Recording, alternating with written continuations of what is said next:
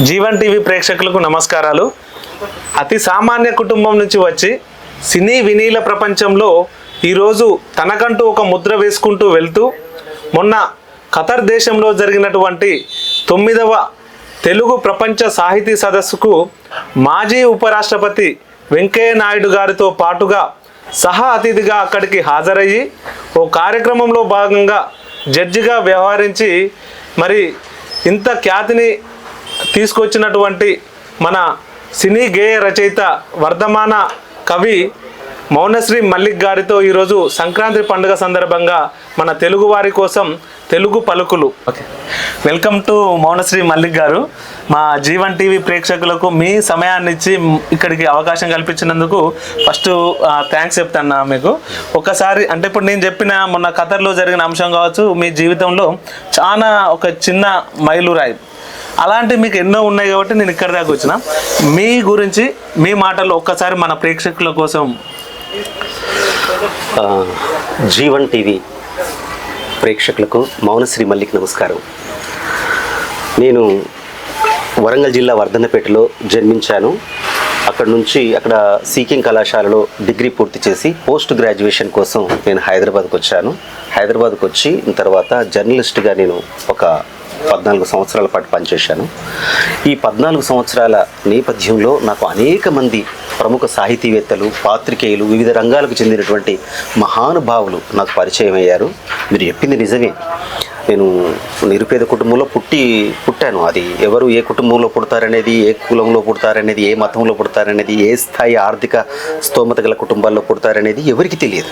So నేను అలా నిరుపేద కుటుంబంలో పుట్టాను, అది వాస్తవం. అయితే నేను పోస్ట్ గ్రాడ్యుయేషన్ కోసం ఇక్కడికి వచ్చినప్పుడు వివిధ రంగాల ప్రముఖులు, ఎస్పెషల్లీ సాహితీ రంగ ప్రముఖులు నాకు పరిచయం కావడం వలన నా దృష్టి సాహిత్యం వైపు మళ్ళీ నేను పాత్రికేయ వృత్తిని కొనసాగించాను. పొట్టి శ్రీరాములు తెలుగు విశ్వవిద్యాలయంలో మాస్టర్ డిగ్రీ చదివాను జర్నలిజంలో. దానివల్ల నాకు పాత్రికేయ వృత్తిపై మమకారం ఏర్పడి 16 సంవత్సరాల పాటు నేను పాత్రికేయ వృత్తిలో కొనసాగాను.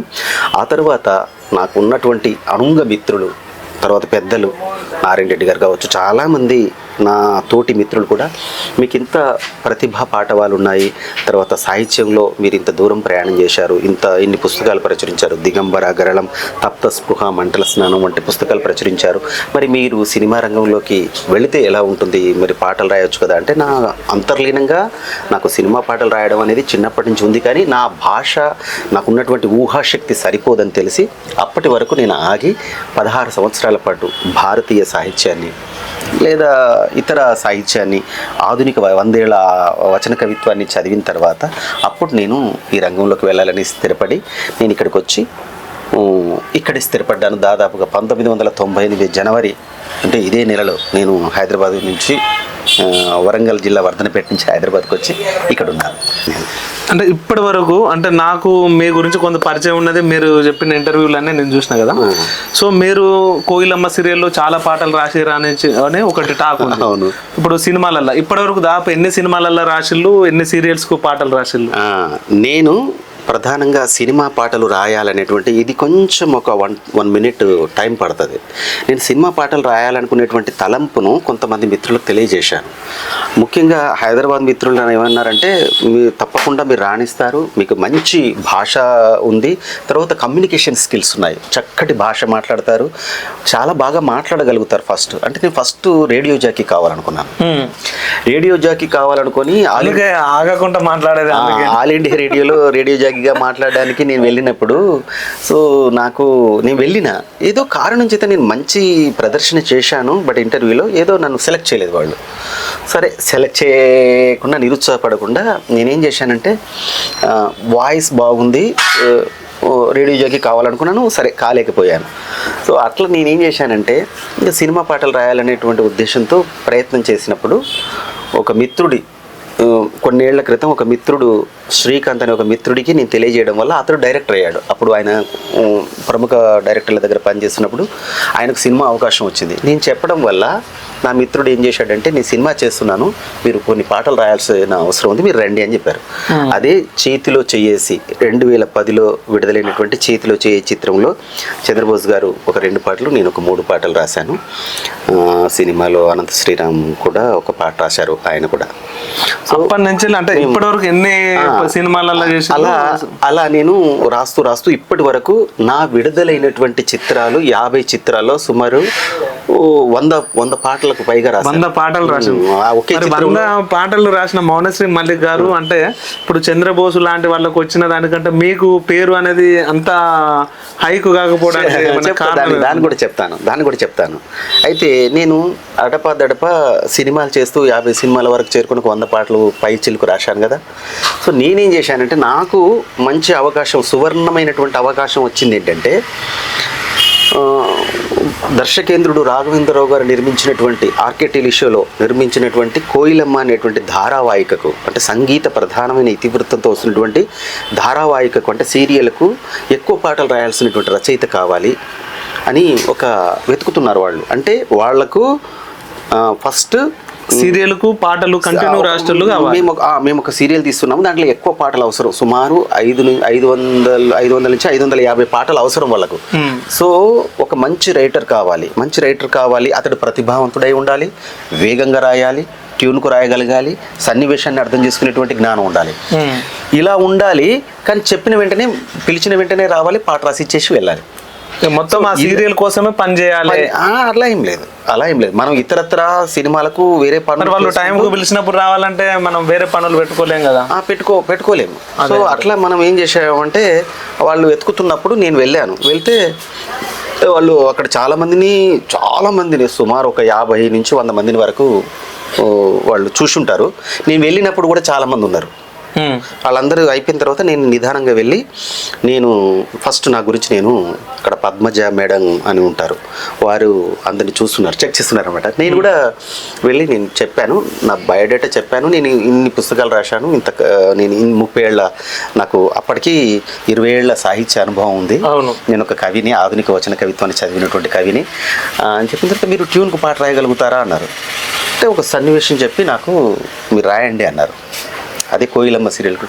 నీ దారి ఏ దారే పసికోయిలా వదిలేసి పోమాకే రే పల్లెను అనేటువంటి మొట్టమొదట ట్యూన్కు సన్నివేశానికి పాట రాయడం అనేది వాళ్ళు అక్కడే రాశారనమాట. నేను దీనికి జస్ట్ అక్కడ మీరు ఆ సన్నివేశం ఇలా చెప్పారు తారారే రారే తరరారే తారారే రరే నీ దారే దారే పసికోయిలా వదిలేసి పోమాకే రే పల్లెను.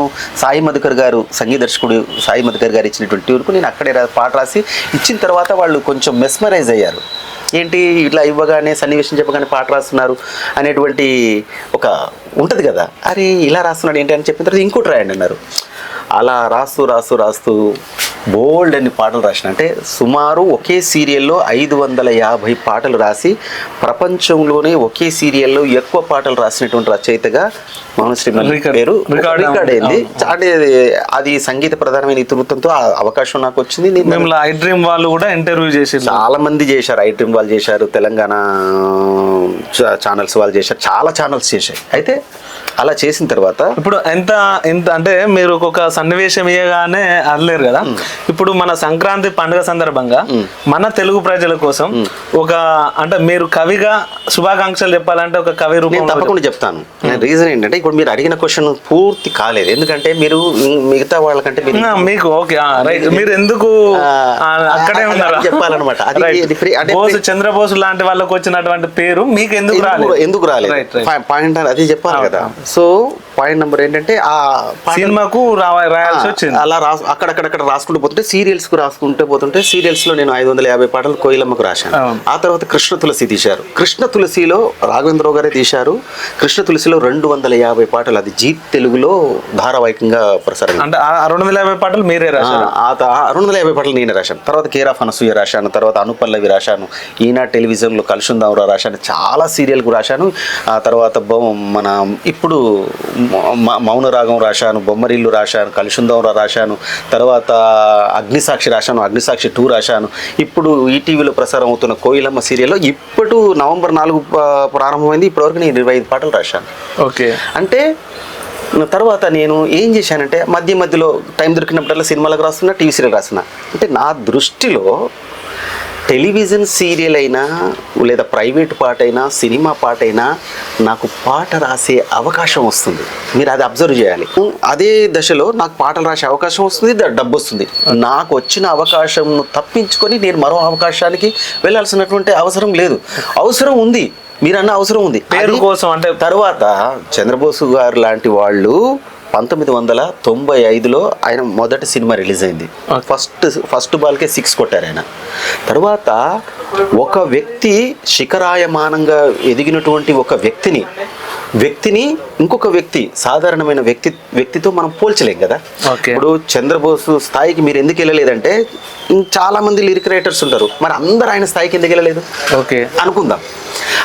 అంటే నేనేమంటానంటే ఆయన ఒక శిఖరాయమానమైనటువంటి ఒక వేటు సుందరామూర్తి గారు, ఒక సీతారామ శాస్త్రి గారు, ఒక వేటు సుందరమూర్తి గారు, ఒక చంద్రబోస్ గారు, ఒక సుద్దాల గారు, వీళ్ళందరూ కూడా లెజెండరీ పర్సన్, ఒక ఆదర్శప్రాయంగా ఉండే స్థాయిలో వాళ్ళు ఉన్నారు. వాళ్ళు మన గురుతుల్యులు. మరి గురువు అంతా నువ్వు ఎందుకు ఎదగలేదంటే దానికి రీజన్ లేదు. ఏమో నేను కొంత దూరం ప్రయాణం చేస్తానేమో తెలియదు. నేను వచ్చిన తర్వాత ఈ కోటి గారితో పనిచేశాను, చాలా మంది మ్యూజిక్ డైరెక్టర్తో పనిచేసి, మరి ఆస్కార్ విజేత కీరవాణి గారితో పనిచేశాను. అది ఇండియా ఫైల్స్ లోని తిరిగి చూడు పాట విడుదలై చాలా మంచి పేరు ప్రతిష్టలు తీసుకొచ్చింది. తద్వారా ఇంకా మరికొన్ని సినిమాలకు నేను రాస్తూనే ఉన్నాను. నేను ఎక్కడ పాట రాయని రోజు అంటూ నాకు ఉండదు. చెప్తున్నా అంటే పేరు ప్రఖ్యాతులు అనేది ఏంటంటే పేరు ప్రఖ్యాతులు అనేటివి ఒక సింగరు అంటే మామూలుగా సార్, ఇప్పుడు సింగరు ఒక పాట పాడంగానే హైలైట్ అవుతాను. ఇన్ని పాటలు రాసిన అంటే ఒక తెర వెనుక ఇప్పుడు డబ్బింగ్ ఆర్టిస్ట్ లెక్క అయిపోయింది అనే ఒక ఫీలింగ్ తోటి ఆ క్వశ్చన్ అడగాలి. మీరు అడగడంలో ఎటువంటి తప్పు లేదు, కానీ మీరు అడిగిన దానికి నేను క్లారిటీ ఇవ్వాలి కదా. సో పాయింట్ ఏంటంటే ఎవరు ఎప్పుడు ఎవరికి పేరు వస్తుందో, ఎవరికి ఎవరు వెలుగులోకి వస్తారో ఎవరికి తెలియదు. సో మీరన్నట్టు ఒక పాట పాడి ఒక్క పాటకే వెలుగులోకి వచ్చి కనుమరుగైపోయిన వాళ్ళు ఎంతమంది ఉన్నారు? ఇది కూడా ఒకటే పాట రాసి సూపర్ డూపర్ సక్సెస్ అయ్యి మళ్ళీ ప్రవాహశీలంగా నెక్స్ట్ రాయలేకపోయిన వాళ్ళ పేర్లు నేను చెప్పను.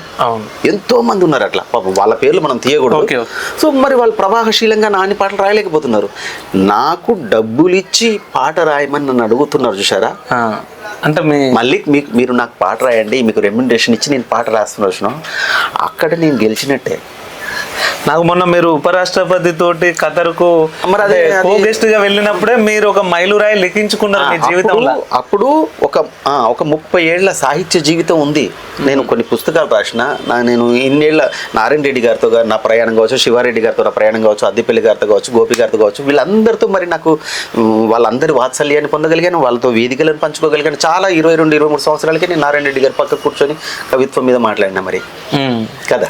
అంటే అచీవ్మెంట్స్ ఉన్నాయి. అంటే మీకు ఒక ఈ సినీ ప్రపంచం కవులందరి దృష్టిలో మీరు ఒక వర్ధమాన కవిగా మీరు మంచి ప్రఖ్యాతి ఉన్నారు. అందుకే మిమ్మల్ని ఇప్పుడు ఈ రోజు కూడా చీఫ్ గెస్ట్ గా పిలవడం జరిగింది.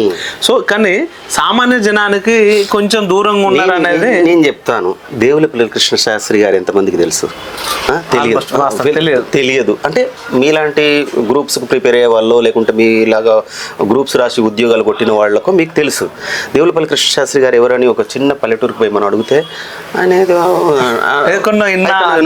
అంటారు. మరి అలా వినంత మాత్రాన అతను ప్రఖ్యాత వ్యక్తి కాదా? సో నేనేమంటానంటే నా రంగంలో ఇప్పుడు విజయం అంటే ఏంటంటే నువ్వు ఏ రంగంలో ఉన్నావో ఆ రంగంలో అందరికీ తెలియడం నీ విజయం. నేను సాహిత్య రంగంలో ఉన్నాను. నేను సినిమా రంగానికి చెందిన వ్యక్తిని మాత్రమే కాదు, నేను సాహిత్య రంగానికి చెందినటువంటి వ్యక్తిని, సాంస్కృతిక రంగానికి చెందినటువంటి వ్యక్తిని. నేను సినిమా అనేది నా వృత్తి. అంటే నేను బతకడానికి వాహికగా ఉపయోగపడుతుంది. నాకు దాంట్లోంచి రెవెన్యూ వస్తుంది, డబ్బు వస్తుంది. టెలివిజన్ రంగంలో నేను ఉన్నాను. టెలివిజన్ రంగంలో నాకు డబ్బు వస్తుంది, పాట వస్తుంది. నేను అడిగినంత డబ్బు ఇచ్చి వాళ్ళు రాయిస్తున్నారు. అది వాళ్ళ గొప్పతనం. అది ఎందుకు ఇస్తున్నారు డబ్బు? దాని కంటెంట్ ఉన్నది కాబట్టి మనం ప్రతిభావంతంగా రాయగలుగుతున్నాం కాబట్టి సరే, మనం అడిగినంతనో మనకు తక్కువనో మనకిస్తున్నారు కదా. అంటే ఒక కామన్ మ్యాన్ కంటే మనం మెరుగైనటువంటి జీవితాన్ని అనుభవిస్తున్నాం. అతి సామాన్య కుటుంబం నుంచి వచ్చి ఒక మంచి మళ్ళా అంటే డబ్బు సంపాదించడం వేరు, ఆ ఎంచుకున్న రంగం వేరు. సాహితీ రంగం అంటే ప్రపంచానికి వెలుగులు పంచేది. అవును, నిజంగా. సో అలాంటి రంగంలో మీరు ఈ స్థాయిలో ఉండడం నిజంగా అంటే గర్వకారణం. మళ్ళీ మా వరంగల్ జిల్లా అయినందుకు ఇంకా సంతోషిస్తాను. మేము వరంగల్ జిల్లా వాళ్ళు కూడా ఇప్పుడు ఒక పని చేయాలి. మా ఊర్లో మొన్న పౌర సన్మానం జరిగింది లాస్ట్ 2 years బ్యాక్. వర్ధనపేటలో పౌర సన్మానం జరిగింది. మా ఊర్లో చాలా మంది, ఎంతో మంది వివిధ రంగాలకు చెందినటువంటి ప్రముఖులు పుట్టారు. కోటీశ్వర్లు కూడా ఉన్నారు పుట్టారు, చాలా మంది వివిధ రంగాల్లో ఉన్నారు. మరి నాకే ఎందుకు వాళ్ళు సన్మానం చేశారు? పౌర సన్మానం నాకు ఎందుకు? వర్ధనపేట చెప్పాను కదా, సాహిత్య రంగం అన్నది ప్రపంచానికి వెలుగులు పంచే రంగం. ఇది వెలుగులు పంచే రంగము. అయితే నేనేంటంటే పాట అనేది నేను లేట్ కమ్మర్ను. నేను ఇప్పుడిప్పుడే పాట లోపల ఎదుగుతున్నటువంటి వ్యక్తిని, అవకాశాలను అందిపుచ్చుకొని పాటలు రాస్తున్నటువంటి వ్యక్తిని. సో భవిష్యత్ అనేది ఎలా ఉంటుందో తెలియదు. నేను వెల్ ట్రైన్డ్ మీ ప్రయాణం అయితే ఆపుతలేరు.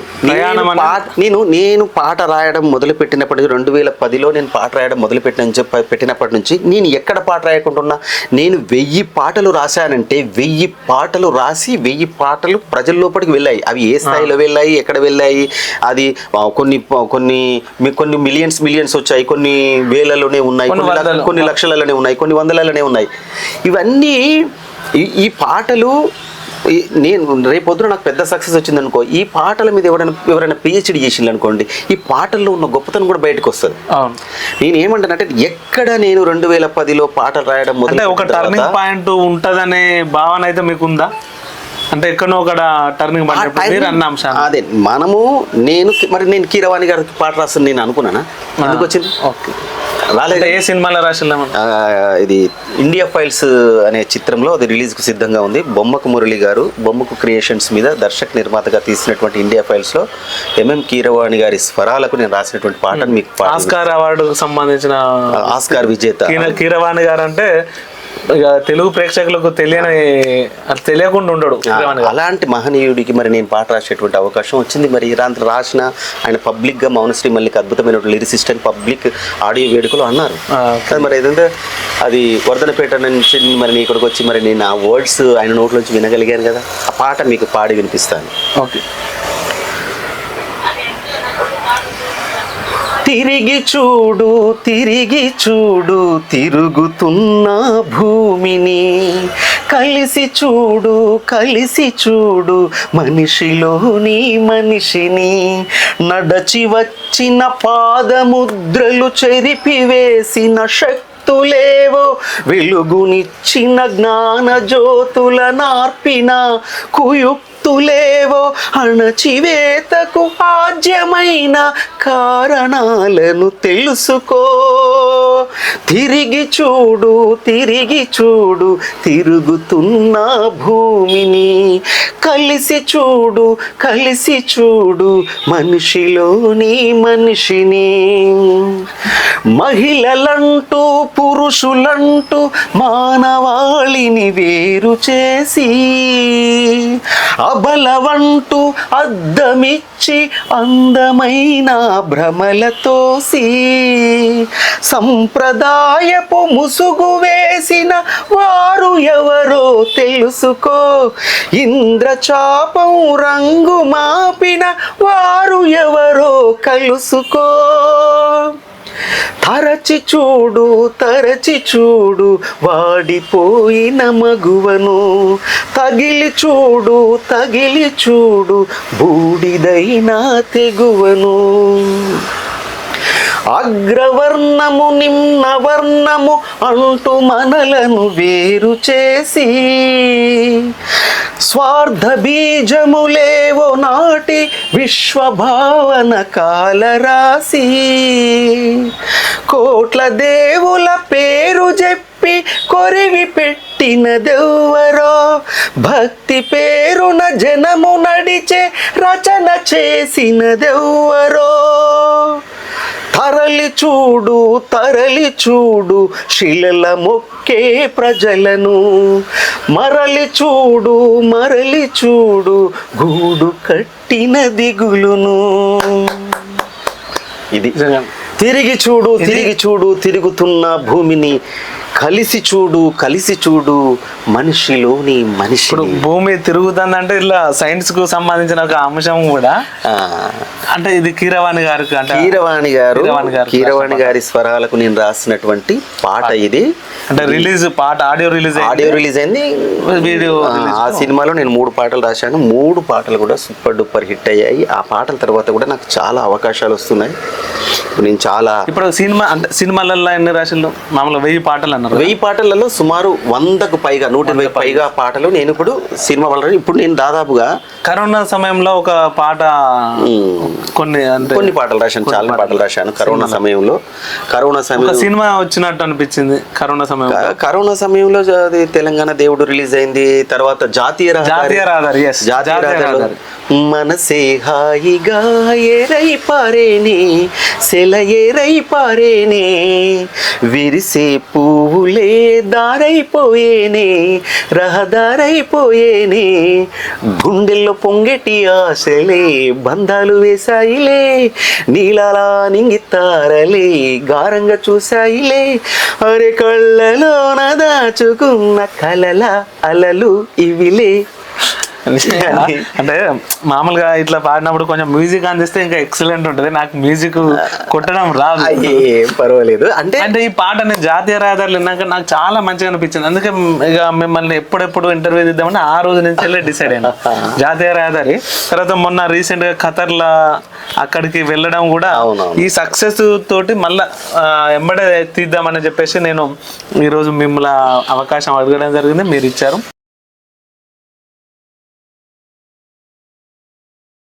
తెలియజేస్తున్నాము. మరొకసారి మన జీవన్ టీవీ ప్రేక్షకులకు సంక్రాంతి శుభాకాంక్షలు. అంటే అది రైతు కార్మికుడి మీద పండుగ కాబట్టి, రైతు కుటుంబం పండుగ కాబట్టి నేను ఒక 2 లైన్లు పాడతారా? మన చాలా రికార్డ్ చేసి పెట్టుకుందాం. మీ నుంచి వచ్చే మాటలే అమూల్యం. అది ఎంత గొప్పదో చూడండి. నీ స్వేదం చిందు చోట ఎదుగుతుంది ధరణి, నీ పాదం పడిన చోట ఒదుగుతుంది అవని, నీ స్వేదం చిందు చోట ఎదుగుతుంది ధరణి, నీ పాదం పడిన చోట ఒదుగుతుంది అవని, నీవు లేక ఏ ప్రగతి చూసిందని జగతి, నిలువలేక నీ చుట్టూ తిరుగుతుంది ధరిత్రి, కార్మికుడా నీ భవితను చూస్తున్నది వసుంధర, కర్షకుడా నీ కవితను రాస్తున్నది విశ్వంబర, నీ స్వేదం చిందు చోట ఎదుగుతుంది ధరణి, నీ పాదం పడిన చోట ఒదుగుతుంది అవని, ఎండల్లో ఎండుతూ తనువును మరిగిస్తావు, వానల్లో నానుతూ నిదురను మరిచేస్తావు, ఎండల్లో ఎండుతూ తనువును మరిగిస్తావు, వానల్లో నానుతూ నిదురను మరిచేస్తావు, నీకు లేదు ఏ ఋతువు శ్రమ ఒకటే నీ క్రతువు, నీకు సాటి ఏ పదవి అంటున్నది పృథివీ, కార్మికుడా నీ భవితను చూస్తున్నది వసుంధర, కర్షకుడా నీ కవితను రాస్తున్నది విశ్వంబర, నీ స్వేదం చిందు చోట ఎదుగుతుంది ధరణి, నీ పాదం పడిన చోట ఒదుగుతుంది అవని. కానీ అన్నిటికంటే అదే last one but not least one అన్నట్టు ఈ లాస్ట్కు వాడిన పాట నిజంగా ఒక అద్భుతం అన్న. రైతు మీద మనకు ఏజీ టీవీ అనే ఛానల్ కూడా అగ్రికల్చర్ సంబంధించిన ఛానల్ కూడా ఉంది. మీరు పాట వాడిన తర్వాత దాన్ని ఈ సంవత్సరం ఒక రేంజ్లో లేపుతాను.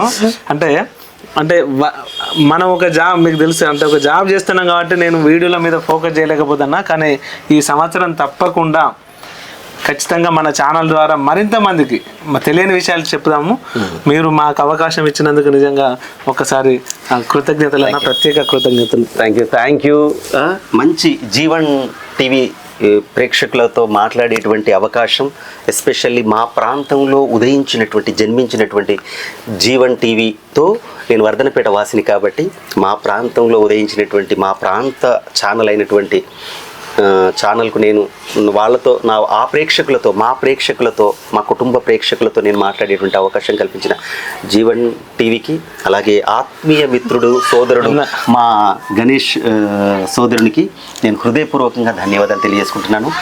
మీ మౌనశ్రీ మల్లిక్. నమస్కారం. పాటల రచయిత.